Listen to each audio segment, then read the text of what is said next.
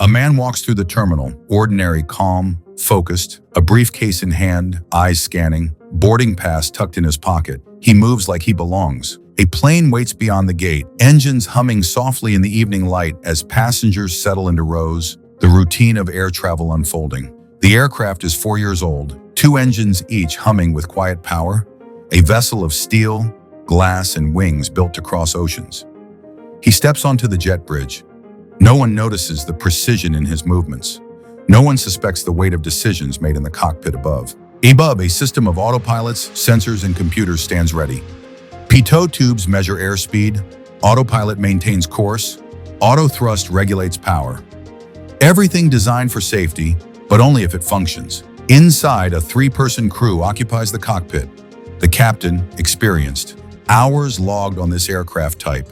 2 first officers, 1 in control, 1 monitoring, hands on instruments, eyes scanning the skies. The night is quiet at first, then turbulence begins, subtle at first, then persistent, as the plane rises into the intertropical convergence zone. Air thick and unpredictable, invisible currents tugging at wings. A small tube outside, simple, almost insignificant, encounters ice. Airflow blocked, measurements falter, autopilot disengages, auto thrust too. The pilot flying takes the stick, the nose rises, altitude climbs higher than planned, while the other pilot monitors, adjusts, and counters. Alarms sound briefly. Data flickers across screens, conflicting numbers. One reading says speed, another disagrees. Confusion born not of panic, but of physics.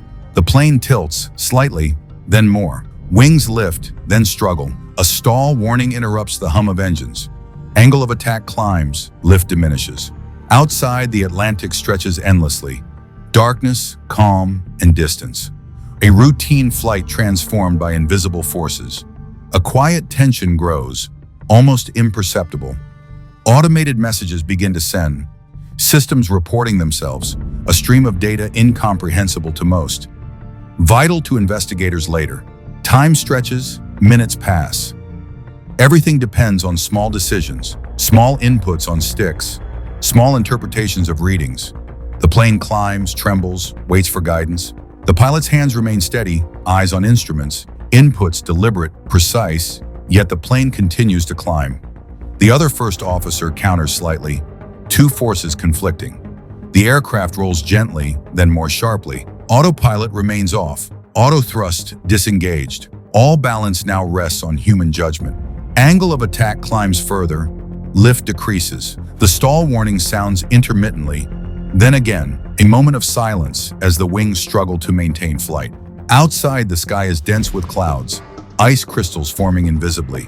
Pitot tubes frozen briefly, speed readings unreliable. The captain returns to the cockpit. He observes, calculates, assesses. Minutes pass, inputs are made, repeated. The aircraft continues to climb, then hovers at the edge of control. Systems log every change automatically. ACAR's messages dispatch into the ether. Autopilot is off, airspeed uncertain. Every reading a signal, every signal a warning. The aircraft, now at 38,000 feet, teeters on the limit of aerodynamic physics. Engines provide thrust, full and uncompromised. But lift has faltered. Air density thins. Gravity waits patiently. The pilot's actions, intended to stabilize, conflict. Dual input warnings flash, nose up, nose down, a push and pull. Stall intensifies. Air France 447 begins its descent. Not a dive, not a plunge, but a slow, unyielding fall. Outside, the Atlantic seems endless. Waters below unaware. The night holds silence. No explosion, no fire, just physics, human input, and machines at the edge. Automated systems continue to record. Messages continue to send.